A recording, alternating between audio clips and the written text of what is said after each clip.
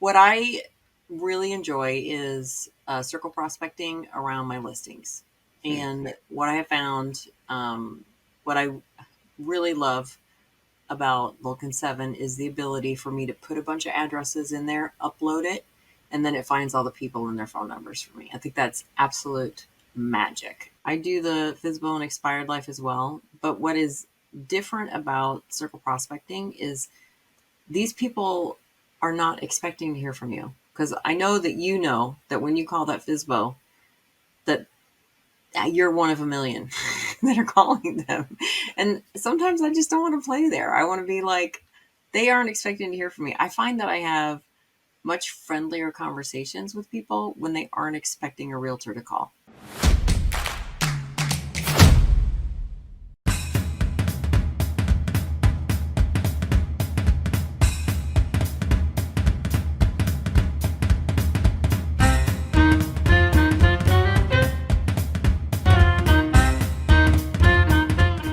Hello, everyone. It's me again. It's Aaron Wittenstein with Vulcan7 Roadmap. This is where we teach you to take an additional 2, 3, 4, like 5,363 listings a week. All right. And we actually have a friend of mine here. Okay. We've known each other for what? I want to say a couple years now. Give or take something like that. Almost three. 3 years. Yeah. If we're going to go by clubhouse years, about 3. Oh my gosh, 3 years. So, my friend here, Roo Klaers, okay, she comes from Orlando, all right? And Roo, you want to say hello to everybody? Hey, everybody. Welcome to the Sunshine State vicariously. Well, actually, Aaron, you're just up the road from me in the Sunshine State. So welcome to our sunny shores. Yeah. I'm actually going to be in Orlando next Friday. So. Oh, fun. Yeah, okay. We're going to party with Mickey and Fall Out Boy. So it'll be a fun weekend with the kids. It'll be a fun weekend with the kids. Nice. So nice. yeah, so it'll be enough about me. So we were like I said, I've known Roo for a while. Okay, and so you've been a prospector for just an insane amount of time. You mentioned like 30 plus years, something like that. Is that right? We don't use the plus sign because then people think I'm ancient. I can't let people believe I'm old. 27 and a half years, not adding anything else into it. I started prospecting when I was 2. Exactly. Right out of the womb. So yeah.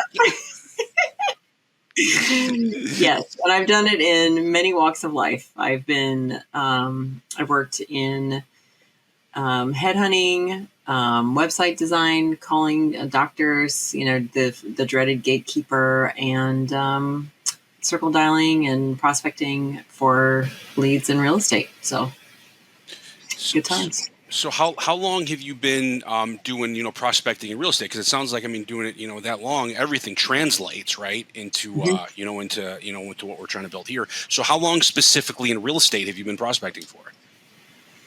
Residential for 3 years. 3 years. Okay. Yep. And so who are you calling right now? Like what area? Do you have a focus? Or are you kind of spreading in spreading it out a little bit, or what does that look like? Well, so what I really enjoy is circle prospecting around my listings. And what I have found, what I really love about Vulcan7 is the ability for me to put a bunch of addresses in there, upload it, and then it finds all the people and their phone numbers for me. I think that's absolute magic. And so I've had a really great time doing that. I also use it to find properties for clients that have a wish list. So I'm, hunting down properties for them. Yesterday, I was, it's kind of like if I have a buyer letter, I have a buyer call, and I legitimately have a buyer. I'm not lying. And I come across a guy who's got 5 properties that I'm trying to have him sell, and I collected an investor. So that's the other magical thing about cold calling. What I truly love about it is you never know what's happening until you get on the phone call. And this is an improv business. This is not a scripted dial-a-thon. You really have to be able to think quickly on your feet and assimilate to whatever's happening on the other side for you. Otherwise, I would not have talked this man into becoming one of my new investors. So let me ask you a question, because, a lot of, we hear scripting, and I'm a believer in scripting, right? Oh, I love scripting. Don't get me wrong. You need Yeah. it. And Yeah. then once you get it down, your script's down, that's when the improvisation comes in, correct? Kind of Absolutely. melding it to your mind. Am I right? Well, so, okay, if you think about an improv in a theater, they always give you direction before you are improvising your skit. Well, that's the same thing with a script, right? You have, in my opinion, and I've been doing this for since Jesus was a baby, in the words of Glenda Baker. I think I'm going to steal that.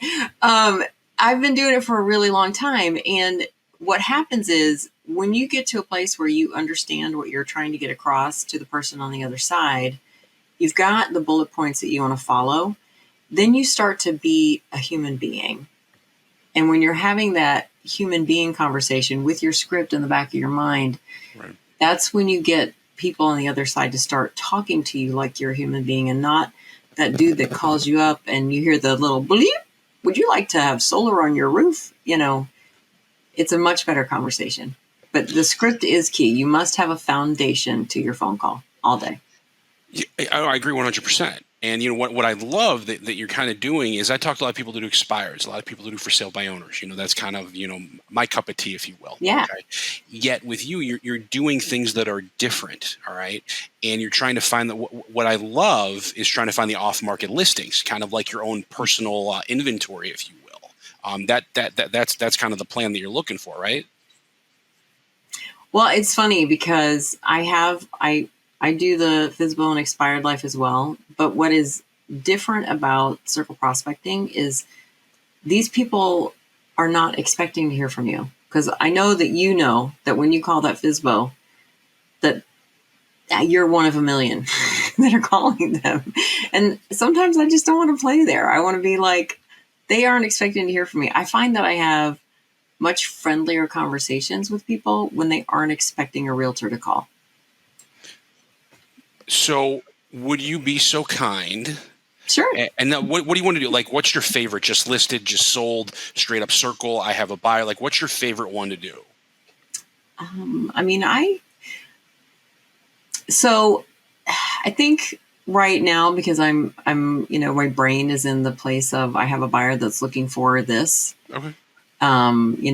Your my script is probably going to sound completely nutty, but it's what works for me. So we can play there. Hey, we're not here to judge. We're just here to get information. So keep in mind, side note, by the way, and I think Roo, you'll agree with me on this.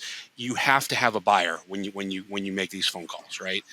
So here's one of the things. I mean, I've worked in many industries where people lie to get what they want, and I chose to never be that person. I will never tell a lie. When I was headhunting, people would make up stories about how they lost somebody's name, and I would just call up and say, I just need the people in your department, and they would give them to me. I'm magic that way. I will never, ever, ever lie to get a lead, because I think that creates already distrust with the person that's on the other end. So if you don't have a buyer, don't pretend you have a buyer. Have a buyer. And if that buyer is you, that's okay too. But you must be a buyer. Right. Yeah. So I 100% all day long will never lie to get a lead started, ever. Well, then why don't you give me a call? Let's see what you got. I'm curious to hear this crazy script that you have here. So don't judge me, Aaron. All right, ring ring. Hello. Yeah. Hey.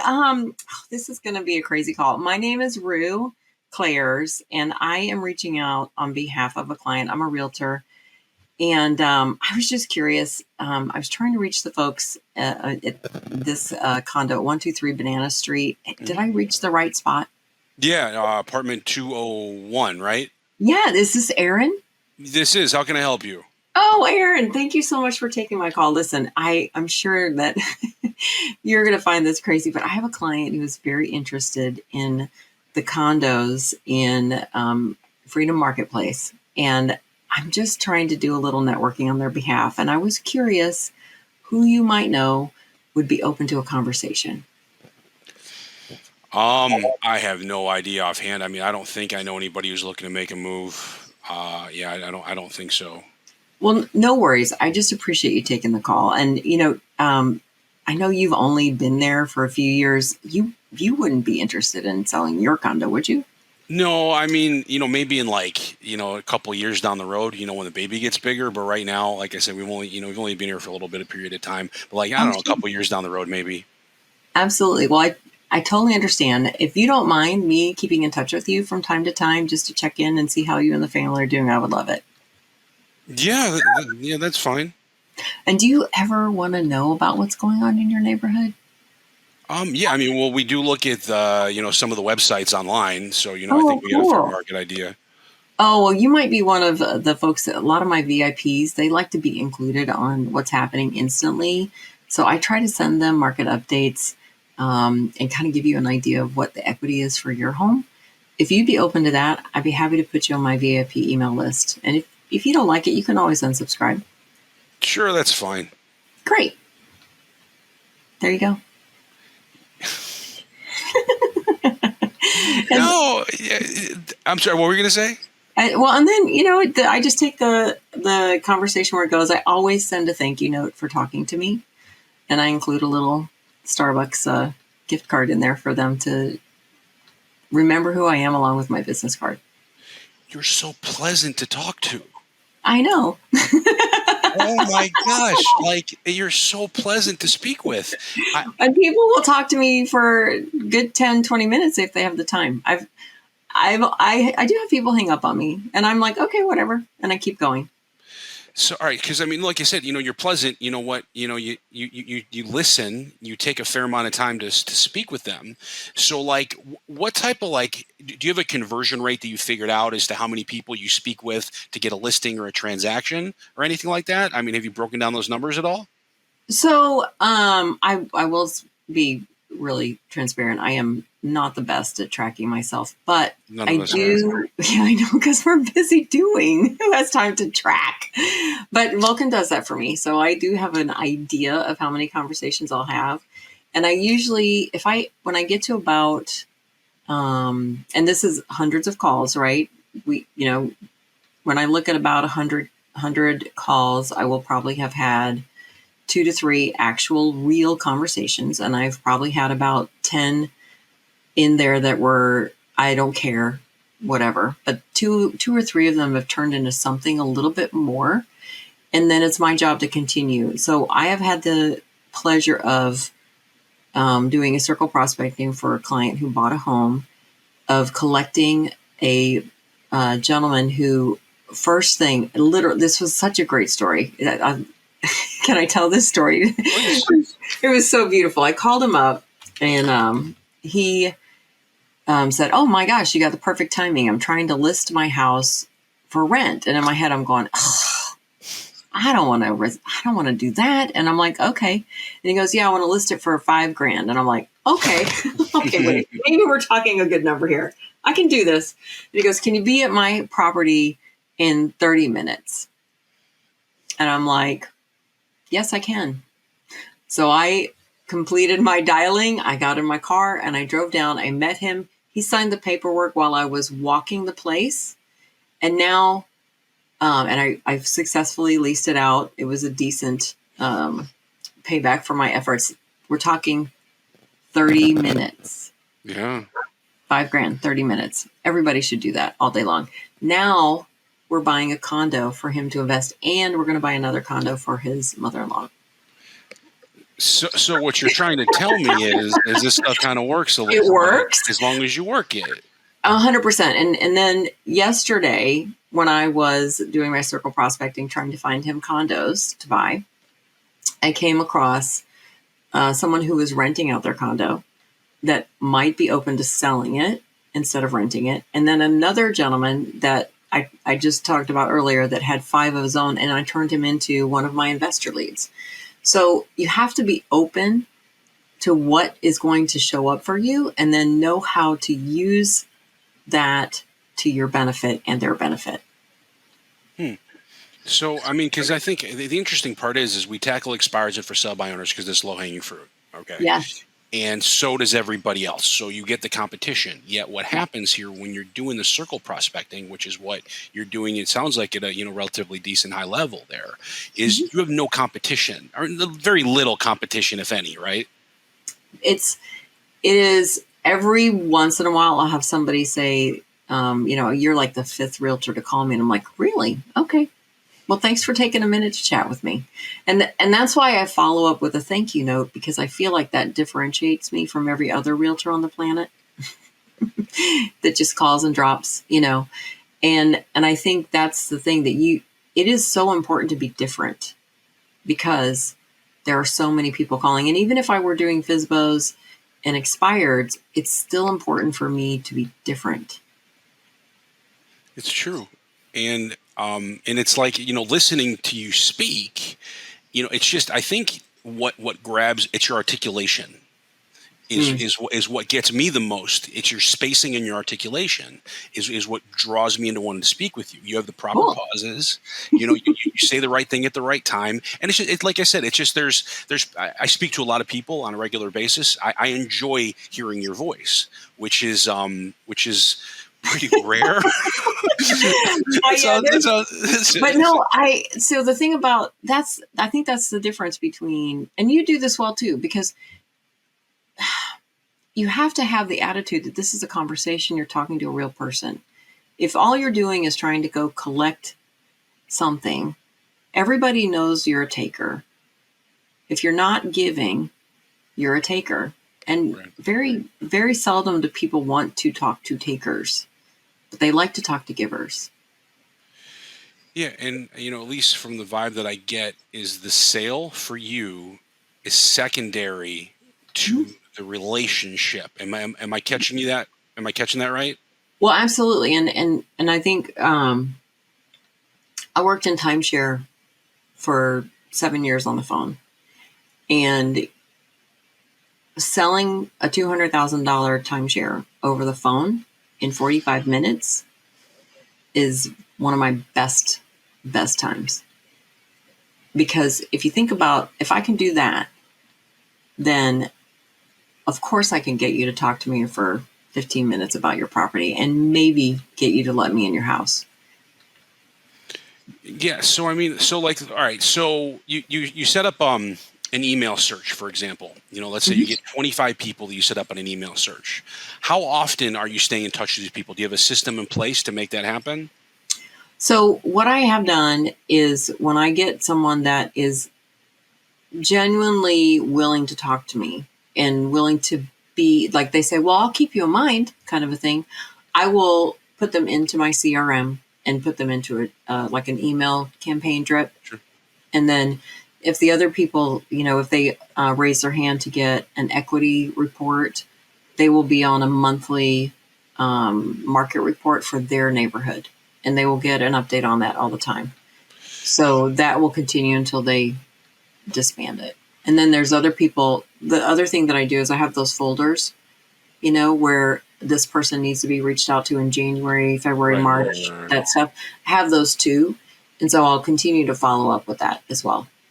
So, with everything you're doing, in the card and the Starbucks gift card and, the follow-up, is it getting to a point now where you've been cultivating this so long where people are reaching back out? How's that been going? So I think the difference between what the circle prospecting versus expired and FSBOs is that these are long game. Right. So if we aren't having it happen in the first 30 minutes, this could be, years, months or years. We're building a long-term relationship with them. This is a marathon, not a sprint. Whereas getting into the expired and the FSBO mindset, those require more of an active interaction. So you really do have to tap into those. You're the driver of that bus. You're the motivation behind the interaction. Whereas if you have this other one where they can come back to you, as long as I put them into something that would give them the opportunity to reach out to me, I don't, it's like a geo farm. You can put stuff out there for 6 months, 2 years, and then they call you, right? So it's not the same it's not as quick as a FSBO or an expired. See, that's where you get me at my FSBO expired mentality with that type of stuff. All right, so let me ask you this. So you're sitting at your desk, all right, and you knock, knock, knock. You come by. Mr. Brand New Agent comes across your desk, and he's like, Roo, I hear you're really good at this. You got a good personality. You're able to build a good rapport. What piece of advice do you have for me? Well, the first thing you have to do is find out if you have phone call reluctance. And if you do, then you have to work through that. You really have to understand why you're afraid of the phone. A lot of times I do have people call me and say, how can I get better? My coach would send me people in his coaching organization, his team, and say, you need to talk to Roo about how to cold call, because they just wouldn't make themselves do it. And what I found is that they're terrified of calling people. They're just freaked out. They just can't do it. And when I was working with another friend of mine, you know her, Miss Anita, what we learned for her, and everybody has a different switch, is that she needed a mission for calling people cold. And I think if you are without a reason to call people, and sometimes it's not just good enough to have a FSBO or an expired, it's literally you have to have a real reason inside of you that makes you want to make this call. It can't be external. And then you can get past that fear of the phone. And then when you've gotten past the fear of the phone, having a script is very important, because you have to measure yourself until you get really good at it and you can just do this stuff. Like if somebody wanted me to start cold calling their list and I just looked at the list, then I would know how to talk to these people. I don't have to have a lot of prep on it because I've already got all these scripts in my head that I've used in the past. But if you don't have anything, you need to start, and you need to talk in the mirror, and you need to memorize that stuff. And you need to get so good at your script that it sounds like you're having a conversation with someone in your family. And then when you're there, then when you make that call and they say something weird to you, you're not going to be going, I don't know what to do now. You'll be a human being. I was on a gosh, I don't remember where I learned this, but this gentleman, I can't remember his name, but he gave me such an amazing bit of wisdom. He said, script like a robot, respond like a human. I like that. I know. I was like, repeat that. Boom. Script like a robot and respond like a human. And the whole concept about this is when you initiate the call, you talk from your script. And then when they respond to you, you be a human being, not a script. And that was, I was like, who are you? Where have you been all my life? This was the best thing on the planet. Because that's how I do it, but I never really understood it like that. And that was like gold. So awesome. Mind blown. I right? know. It's like, wow, I've been doing this for how long? And that's the first time anybody's really put a fine point on it and made it make sense. So, yes. And that is exactly what you need to do. You need to script and then respond as a human. I agree 100%. So let me ask you this. Give me final last words for everybody in the Vulcan7 averse. What do you got for us? Do it. Whatever you focus on expands, and work the work. It's crazy and old-fashioned, but working is what works. Beautiful. All right, Roo, a lot of people nowadays moving to Orlando. So let's say they want to get in touch with you because you're awesome. How does one get in touch with the wonderful Roo Klaers when they have clients that are moving to Orlando? Well, you can call me. I'm happy to receive your call. It's 407. You'll put it in there for them to call me? Yeah. Just what do you got? Shoot us your number. 407-493-5615. You can find me on the Instagram, the Facebook, the YouTube. I've got a YouTube channel, Living in Orlando. Instagram, Your Home, Your Castle, because I live down the street from Mickey. And it's all about him. And I'm open to any form of communication that makes it easy for them. Awesome. Well, I want to say thank you very much. This is great information today. And you're welcome. You're welcome. And guys, so thank you very much for coming out, hanging out with us, and look forward to more episodes of Vulcan 7 Roadmap. Take care of everybody.